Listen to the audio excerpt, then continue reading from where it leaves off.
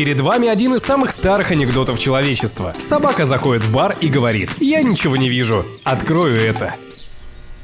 Если вам не смешно, то 4000 лет назад с вами бы не согласились. Эта шутка была написана на давно мертвом шумерском языке, и одна из немногих, что сохранилась до наших дней. Возможно, историки при переводе потеряли какой-то смысл, но важно другое. Люди, видимо, не так сильно поменялись. Ведь в исторических базах можно найти анекдоты и про пердеж, шутки про матерей. А еще, что шутки и мемы — это неотъемлемая часть нашей эволюции. Это инструмент, который объединяет нас, помогает справляться со стрессом, формирует культуру, и инструмент, которым могут управлять и манипулировать целыми поколениями. Почему именно мемы так сильны? Почему одни шутки могут жить веками, а другие исчезают через неделю? Как наш мозг реагирует на юмор и почему у каждого из нас свое чувство юмора? Могут ли мемы нам навредить? Как с этим связана религия? И что вообще такое мемы? Танцующий ребенок. Именно это видео считается самым первым мемом, созданным в 1996 году. Изначально это был тест 3D-анимации движения в программе 3D Max, но один из создателей анимации, Джон Вудл, перекодировал ее в GIF и запустил цепную реакцию. Люди отправляли ее по имейлу, на форумах, и это стало первым феноменом, когда цифровой контент стал вирусным в интернете. А первыми современными мемами, которые очень похожи на наши, считают иллюстрации из журналов The Judge и Wisconsin Octopus, где изображались шуточные картинки с ожиданием и реальностью, что печатались в начале 20 века. Но что вообще такое мем? Мы привыкли воспринимать их как что-то шуточное, как смешные видео или картинки. Сам термин «мем» в 1976 году ввел Ричард Докинс, известный биолог. Слово «мем» происходит от греческого слова «мимема», что означает «имитируется». Но какой в нем смысл? Он считал, что мемы работают подобно нашим генам. Вот есть человек, мы эволюционируем, меняются наши гены. А в процессе этого развития у нас появляются новые органы, части тела или меняются старые. Это продукт эволюции. Вот и в этой аналогии Ричарда мемы — это продукт развития общества. А изучает их миметика, наука, а скорее просто теория о том, как развивается наша культура. Это не только привычные нам смешные видео, картинки, шутки или фразы. Это абсолютно все, что создает общество и что очень широко распространяется в головах людей. То есть мем — это часть эволюции, только не нашего тела, а нас как группы. Все, что производят люди и что становится частью нашей культуры, является мемом. От ужасного до прекрасного, от шуток до искусства. Как, например, театр.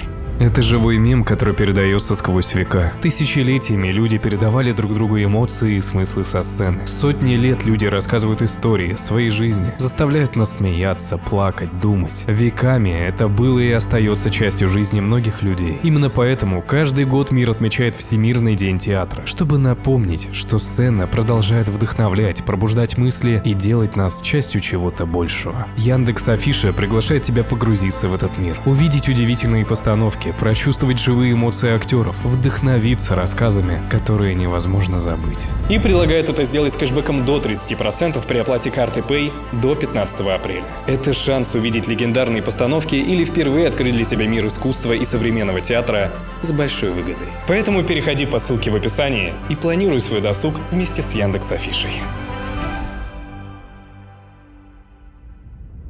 И раз мемы — это все, что мы создали как общество и что стало очень популярным, по-настоящему самый первый мем — это не шутка шумеров, не напечатанная картинка в журнале и даже не гифка с ребенком, а языки, жесты, традиции, обряды и самый главный мем — религия. Один из самых мощных и живучих мемов в мире. Религиозные идеи передавались из поколения в поколение, трансформировались, разделялись на новые направления, приобретали новые смыслы, адаптируясь к разным культурам. Сам принцип веры строится на передаче информации, будь то устные предания, писания или ритуал. Именно поэтому религию можно рассматривать как мем. Она живет так долго, потому что соответствует правилам выживания мема, то есть отвечает важным для человека запросам, дает смысл, объединяет людей в группы и поддерживает порядок в обществе. Не будь у людей этого запроса, религии бы уже не существовало. Ведь все мемы работают прямо как гены, только самые сильные выживут, а остальные умрут. А это зависит от определенных критериев. Во-первых, мем должен вызывать сильные эмоции. Чем ярче реакция реакция людей, тем выше вероятность его распространения. Как одна религиозная догма может охватить разные эмоциональные переживания, так и одна смешная картинка может описать разные чувства. Во-вторых, он должен быть простым и запоминающимся. Сложные концепции редко становятся массовыми, их тяжело распространить. А вот простые идеи, фразы и лозунги способны распространяться гораздо быстрее, чем что-то сложное и заумное. Возьмите очевидный пример последних веков. Коммунизм, Советский Союз и пропаганду КПСС. Это лучший пример того, как потребности большинства породили целое экономическое устройство и культ, сродни религиозному. А краткость и простота советской пропаганды массово распространялась и закладывала в умах людей определенные ценности. Ну и третий фактор, с чем Советский Союз не справился, это способность к модификации. Если мем не способен адаптироваться под новую реальность, ее скорость и новые запросы людей, то он быстро теряет свою актуальность. Подобно мутациям в генах. Если бы этого не происходило или наши мутации оказались неэффективными, нас бы с вами не существовало. Ну и контекст, социальная значимость также играет важную роль. Законы, моральные принципы, конституции стран — это тоже мемы, ведь они изобретены нами и формируют нас как общество. Они с нами до тех пор, пока мы те, кем являемся. И если произойдет апокалипсис, вероятно, многое из этого потеряет свою актуальность. Точно так же, как и мемы определенного времени. Когда был ковид, были мемы про него. Сейчас мы порой вообще забываем, что была какая-то пандемия, а будущие поколения шутки про это вообще не поймут. Точно так же из анекдота в начале про собаку. Некоторые предполагают, что контекст шутки заключался в распространенности публичных домов в те времена, либо в длинных тарах, из которых пили. В то время это было смешно, а сейчас мы живем вне этого контекста, поэтому нам это не актуально. Итак, от революции катаклизмов до популярных трендов. Мемы, как и биологические организмы, продолжают развиваться. Их влияние на общество становится все более очевидным. Они формируют коллективное сознание, определяют общественные тренды, меняют поведение людей и даже управляют политическими процессами. Мемы — это не просто способ передачи информации, а инструмент, влияющий на восприятие мира, и который влияет на всех нас. Но сначала нужно разобраться, как они воздействуют на наш мозг. Почему люди реагируют на одни идеи, но игнорируют другие? Человеческий мозг устроен так, что он не просто получает информацию, но и активно ее фильтрует, обрабатывает и адаптирует. Это позволяет быстрее принимать решения, но также делает нас восприимчивым к мемам, идеям, которые легко запоминаются и распространяются. Когда человек сталкивается с новой информацией, его мозг оценивает ее по нескольким критериям. Во-первых, насколько она эмоционально значима. Чем сильнее личный эмоциональный отклик, тем выше вероятность, что информация останется в памяти. Этот принцип распространяется не только на шутки или картинки, но и на крупные культурные явления, как религия, политические лозунги и даже секты. Например, идея загробной жизни стала основой множества религий именно потому, что она связана с глубинным человеческим страхом перед смертью. Во-вторых, все зависит от доступности мема. Если идея легко воспринимается человеком, она имеет больше шансов на распространение. Как различные лозунги и кричалки, которые простым языком передают сложные концепции. Или смешные картинки, которые подходят под любой смешной текст.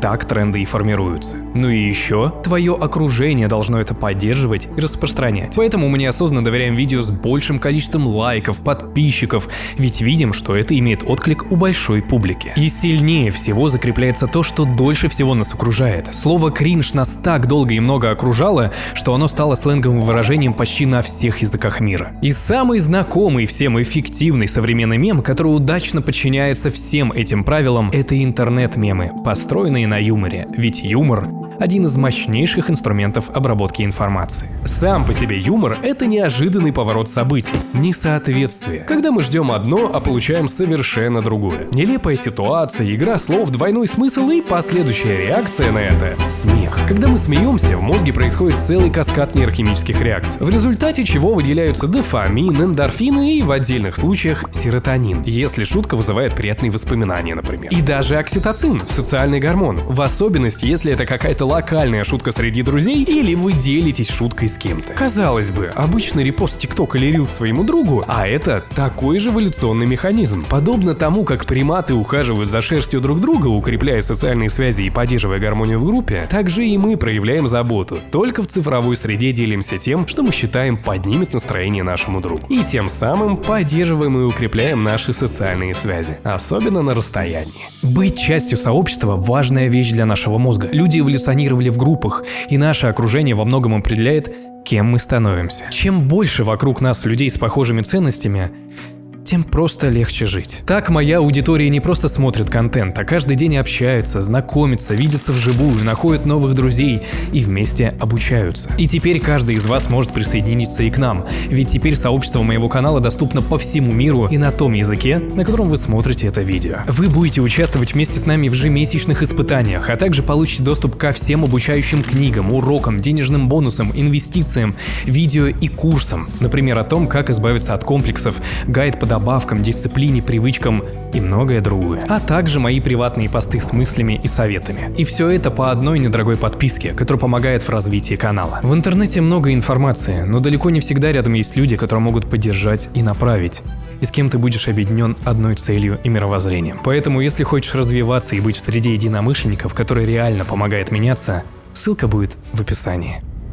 И в целом, смехом мы задействуем почти весь мозг. Лобные доли анализируют смысл. Лимбическая система оценивает эмоциональный отклик. А дофаминергическая система выбрасывает гормоны удовольствия, закрепляя этот опыт. Поэтому мемы так легко обрабатываются и запоминаются мозгом, ведь есть моментальный стимул. А опыт, связанный с чем-то смешным и приятным, надолго закрепляется в нашей долгосрочной памяти. Ну и ровно по той же причине настолько легко залипнуть листа ленту с мемами. Ведь стимул в виде смеха моментальный и легко повторяемый. Но смех — это не просто химия. Это эволюционно обусловленный механизм, который был создан как для защиты и расслабления нервной системы, как слезы, например, и как социальный сигнал о нашей безопасности, что мы настроены дружелюбно и мы не опасны. Этот сигнал проявляется в виде звуков или мимики. Из всех животных лишь обезьяны и некоторые млекопитающие вроде крыс способны издавать звуки, похожие на привычный нам смех. Остальные животные свой комфорт и свою дружелюбность показывают через специфические выдохи, позы тела, мимические черты вроде улыбки и так далее. В общем, смех нам дан для того, чтобы мы могли и нервы разгрузить, и сблизиться с другими членами нашей группы. Но это еще и инструмент, который буквально тренирует человеческий мозг. Люди, которые чаще шутят и смеются, обладают лучшей когнитивной гибкостью. Они более креативные и даже более умные. Ну и самый важный аспект, чем больше мы смеемся, тем мы счастливее по жизни и тем дольше мы живем. При смехе снижается уровень гормонов стресса и выбрасываются эндорфины, натуральные обезболивающие. Они расслабляют организм и нервную систему и в целом улучшают работу всего мозга, работая как естественный антидепрессант. Именно благодаря юмору людям гораздо легче переживать сложные жизненные ситуации, проще относиться к внешним проблемам, ну и в целом быстрее справляться с трудностями и реже страдать от депрессии. Это буквально естественный механизм защиты психики, поэтому даже над самыми ужасными трагедиями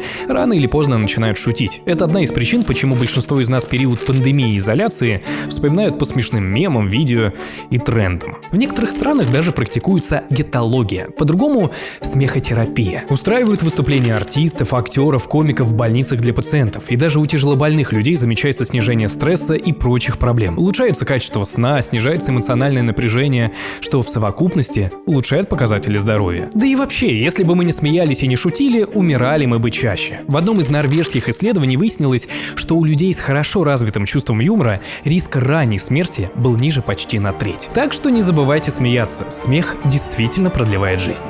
Но если юмор так важен для мозга, почему у нас у всех разное чувство юмора? Разве не было бы проще всем нам смеяться с одинаковых картинок? Что отвечает в нашем мозге за то, что нам будет казаться смешным, а что нет? На самом деле, тот каскад реакций и взаимодействий в мозге запускается не только общими для людей процессами, но и нашим уникальным опытом, личными воспоминаниями, ассоциациями и культурой, в которой мы росли, включая наш язык. К тому же на наше восприятие влияет интеллект и кругозор. Чем они шире, тем больше шансов оценить разные формы юмора, в том числе сложные сарказм и иронию, которую часть человечества не понимает. Так что смех с этого может говорить о высоком уровне интеллекта. Кроме того, важно, как мы себя идентифицируем. Мы легче понимаем шутки, которые подтверждают наш образ себя, своей деятельности, мира и нашей социальной группы. Это формируется буквально с самого детства. С младенчества мы копируем манеру смеяться, интонации и шутки родителей и друзей, а затем под симбиозом внешней среды и врожденных особенностей формируем свою личность и находим свое чувство юмора. Вот почему с годами у любого поколения возникает разрыв понимания смешного. Появляются новые культурные коды, цифровые форматы, отсылки к сериалам или играм, которые другое поколение может не знать. В результате шутки кажутся бессмысленными тем, у кого нет нужного контекста. Меняется вся внешняя среда, а она, точно как и мы, не статична. Взрослея и изучая мир вокруг, мы буквально учим свой мозг новому юмору, меняя контекст и условия своей жизни. В конце концов, юмор — это особая форма коммуникации и отражение нашего мировоззрения. мировоззрения. Я бы даже сказал, что шутки — это вариация языка, и говорим мы на том диалекте, к которому мы предрасположены. Но можно ли развить чувство юмора? Во-первых, учитесь замечать неожиданные связи. Вся суть юмора в сломе ожиданий и импровизации, в ассоциативном мышлении. Во-вторых, прокачивай скорость реакции, а также наблюдай за окружающим миром. Ведь юмор — это реакция на мир вокруг. Ну и в-третьих, прокачивай свою уверенность в себе. Если ты любишь себя, чувствуешь уверенным и независимым, то к этому подключается харизма, а там любая несмешная шутка станет смешной. Но я сказал про интеллект, а могут ли мемы развивать мозг? В каком-то смысле да. Исследования показывают, что люди с высоким уровнем интеллекта чаще смеются над сложными и нетривиальными шутками. Таким людям легче понимать сарказм и иронию, потому что их мозг быстрее обрабатывает скрытые смыслы. А к людям с высоким уровнем интеллекта также относятся и тревожные люди, ведь у них активнее работает миндалевидное тело. Поэтому мозг моментально не только прогнозирует десяток различных ситуаций, но и быстро улавливает скрытые смыслы в шутках. Хоть какая-то польза от этого есть. Соответственно, мемы способны развивать различные области мозга. Сложный юмор, который требует анализа контекста, скрытых смыслов или улавливания игры слов, стимулирует ассоциативное мышление и развивает память. Потому что мы не просто видим шутку и смеемся, а мы сначала ее расшифровываем. А это уже хоть и небольшая, но тренировка мозга. Если в нашем инфополе преобладает подобный юмор, который требует анализа, наш мозг учится жить на этих рельсах и улучшает критическое мышление, благодаря способности к глубокому анализу. Ну и еще юмор помогает в обучении. Через смех мы активнее становимся частью какой-то субкультуры или сообщества и активнее запоминаем полезную информацию. Поэтому обучение от харизматичного и интересного преподавателя или смешная картинка с объяснением сложной темы запомнится в разы быстрее, чем стандартное обучение. Но и обратная сторона у этого тоже есть. Контента за последние десятилетия стало очень много. Он генерируется и потребляется бесконтрольно, особенно в эпоху развития нейросетей. Это одна из причин, почему раньше тренды жили годами, а сейчас меняются каждые несколько недель. Раньше не было настолько персонализированных лент рекомендаций, поэтому все жили, можно сказать, в общем интернете. А сейчас у всех свои интересы, свои мемы, видео и своя аудитория. А все это появляется каждый день сотнями, и короткий формат контента ускорил этот процесс. И логично, что человек, который постоянно потребляет, не будет следовать одному тренду слишком долго. Поэтому в интернете все стало таким быстрым. И это очень плохо. В последнее время появилось понятие brain rot. Изначально шуточный термин, который все чаще описывает реальную проблему – снижение когнитивных функций из-за бессмысленного контента. Бесконечный поток мемов и коротких видео формирует особую модель потребления – поверхностную, фрагментарную и не требующую анализа. Наш мозг очень пластичен, поэтому постоянное потребление такого формата контента приучает мозг жить на этих всплесках удовольствия. Со временем нам становится сложнее воспринимать длинные тексты, сложные идеи и медленные повествования. Мы лишаем мозга не только возможности к длительной концентрации, но и к скуке. А она очень важна для обработки информации и развития креативности. Но у мозга не остается свободного интервала для этого. Мы просто приучаем себя бесконечно потреблять. Но хорошая новость в том, что это именно привычка поведения, от которой можно избавиться. Но цикл удовольствия тут очень короткий и легко воспроизводимый, поэтому это сделать тяжело. Да и многим не хочется, ведь мало кто видит в этом проблему. Цифровую зависимость можно подробнее разобрать отдельно. Напишите в комментариях, если хотите видео об этом. Но проблема есть, и она очень серьезна. То, что большинство из вас не способно прочитать книгу, это меньшая проблема. Избыток контента и поверхностное потребление лишает нас глубины. Мы дезинформацию считаем за истину, верим манипуляциям, лжи или непроверенным фактам. За примерами идти далеко не надо. Популярный тренд мьювинг, который пользуется популярностью уже несколько лет. У тренда и есть частичная польза, потому что дыхание через нос и положение языка на небе физиологически правильно. Ниже нагрузка на легкие, в раннем возрасте правильнее формируется прикус, но кардинально изменить внешность во взрослом возрасте этим невозможно. А последователи этого тренда пошли дальше и рекламируют всякие спандры, массажи с давлением на кости, называя это частью техники мьювинг. Но это наносит непоправимый вред челюсти и ее суставам. Но это не мешает таким товарам и видео об этом тренде продолжать собирать миллионы долларов и просмотров. А у основателя методики доктора Майка Мью в 2023 году вообще отозвали лицензию. Примерно так вполне здоровая привычка может перерасти в неконтролируемый, абсурдный и вредный тренд, который подхватит миллиарды подростков в надежде выглядеть лучше. Лишь единицы проверяют то, что им говорят, когда большинство верит вырванным из контекста словам, делают выводы из заголовков и слышат лишь часть информации. Безусловно, так было всегда. Но никогда в истории человечества у миллиардов людей не было устройства, благодаря которому они могут бесконечно потреблять миллионы часов информации, случайным образом подобранных для них.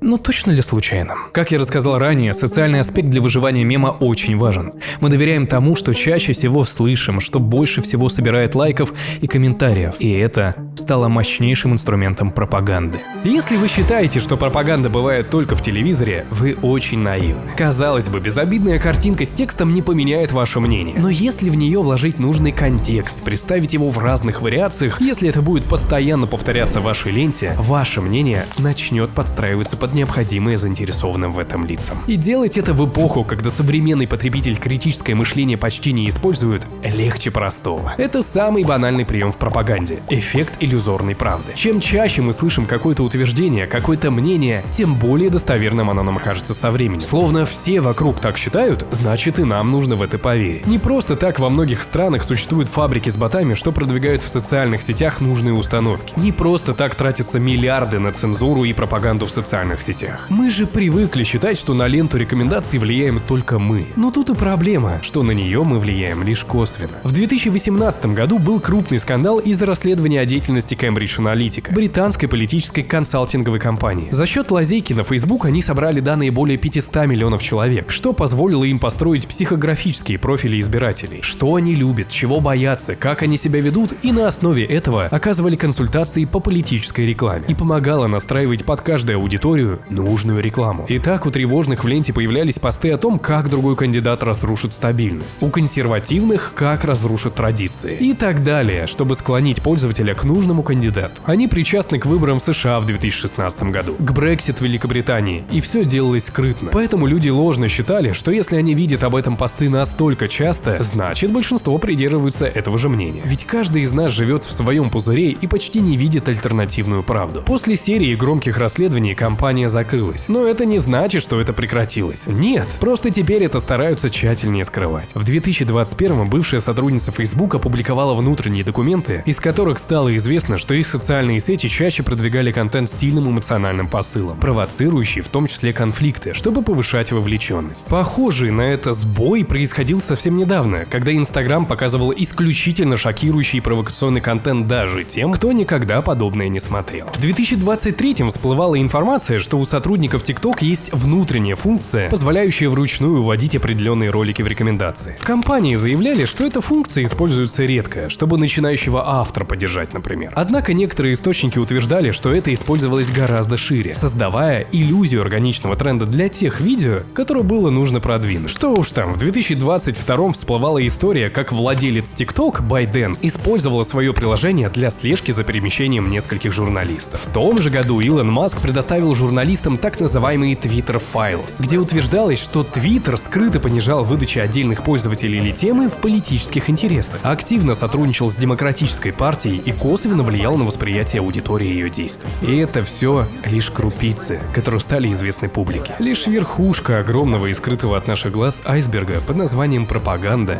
и контроль. Каждый день происходят информационные войны личностей, брендов, партий, государств. Только под видом трендов, смешных видео, личных мнений, смешных картинок вы будете придерживаться тех позиций и теорий, которые часто видите. Будете ненавидеть тех людей, кого вас убедят ненавидеть. Если Илон Маск ранее заявлял, что Твиттер используется демократической партией, он борется за свободу слова, поэтому покупает его, то теперь Твиттер похож на пропаганду республиканской партии. Пропаганда никуда не девается, меняется ее рупор. Просто найди триггеры людей и публикуй то, что их зацепит, и манипулируй этим как хочешь. Раньше была фраза «кто владеет информацией, владеет миром», но теперь это работает по-другому. Тот, кто владеет вашей лентой рекомендаций, тот владеет и информацией, и вами.